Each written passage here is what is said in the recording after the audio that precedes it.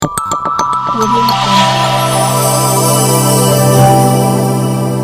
Jungle. মাধ্যমে আমাদের সেই আসাদ। মুখোশধারীদের। আসাদ। জি জি। আসাদ, ওই আমি একটু আগে ঢুকেছি।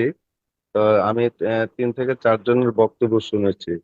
এগুলো আসলে যে যে রিয়াকশনটা, অর্থাৎ যে মনোভাবটা প্রকাশ করছে, আসলে খুব রিচ এবং সুপার পজিটিভ। এবং যে কথাগুলো আমি শুনছি, বিশেষ করে এই প্রশ্নগুলোর খন্ড খন্ড ছোট্ট ছোট্ট যদি তাদেরকে একটু উত্তর দেওয়া যায় সবচেয়ে ভালো হয়। আমার বিশেষ করে কুড়িগ্রাম, নওগাঁ এবং এখন যে ভাইজান বলল, কথাগুলো এত বেশি তাৎপর্যপূর্ণ। নিঃসন্দেহে রিয়েলাইজেশনটা তারা এইভাবে করে যে রিয়েলাইজ করেছে, একেবারে যে ওই যে একটু আগে বললো যে সত্যর মুখোমুখি। তো সুতরাং আসলে এই ছোট্ট ছোট্ট প্রশ্নগুলোর উত্তরটা একটু সংক্ষিপ্ত আকারে দিয়ে দিয়েন, তাহলে সবচেয়ে ভালো হবে কি, তারা বুঝতে পারবে। তা যেমন আমি এই এই যে ছোট্ট একজন ভাই, এই যে এখন যে যে ভাইজন কথা বলেছে, উনি যে কথাটা বলেছে, একটা প্রশ্ন বা উত্তর দুটি দিয়েছে, আসলে সত্যিই তাই।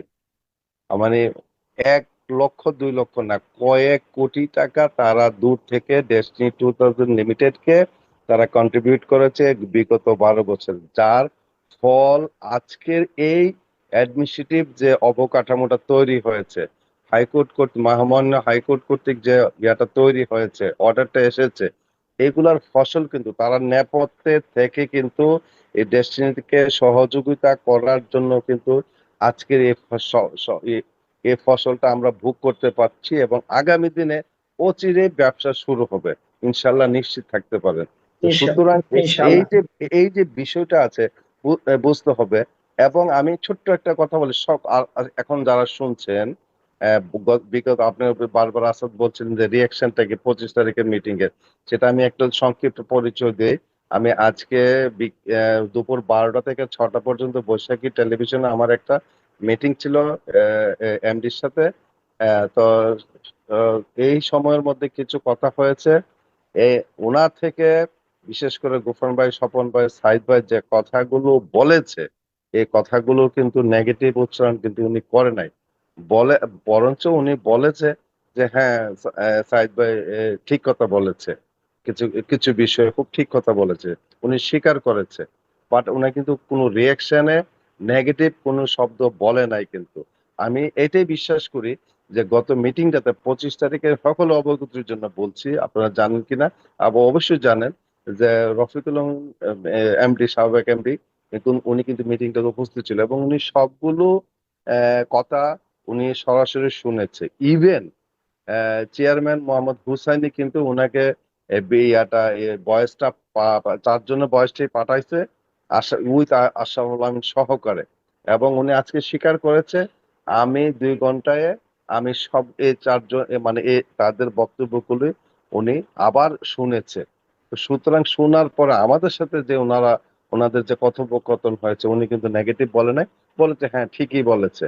এবং কিছু কিছু বিষয় আমি হয়তো এই মুহূর্তে আপনাদেরকে বলতেছি না পাবলিকলি, উনি কিন্তু কোনো নেগেটিভ কথা বলে না, তাদের কথাটাকে বা তাদের বক্তব্যটা কিন্তু উনি কিন্তু ইয়া করেছে, কিন্তু সত্য বলে স্বীকার করেছে।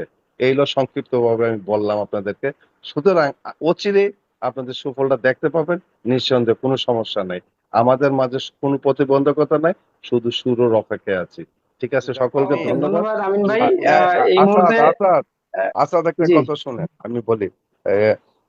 এখন যত পার্টিসিপেন্ট আছে, আমি সকলকে বিনয়ের সহিত অনুরোধ করবো, সেটা হলো সাবেক এবং বর্তমান যারা বোর্ড অফ ডিরেক্টরস আছে, তাদেরকে আমরা অসম্মান না করি।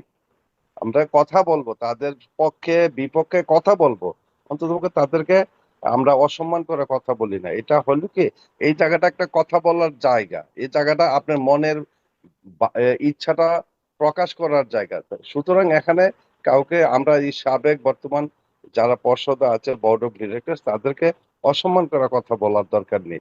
এবং বাই নেমে কথা এইভাবে স্পষ্ট অসম্মান করবেন না, কথা বলবেন। আপনি নেগেটিভ বলেন আর পজিটিভ বলেন, কথা বলেন, কিন্তু অন্তত সম্মানটা রেখে কথা বলেন। এটা আমার বিনয়ের সহিত আপনাদের সকলের প্রতি অনুরোধ রইল। ওকে, অসংখ্য ধন্যবাদ। ধন্যবাদ Audio আমিন ভাই। Jungle.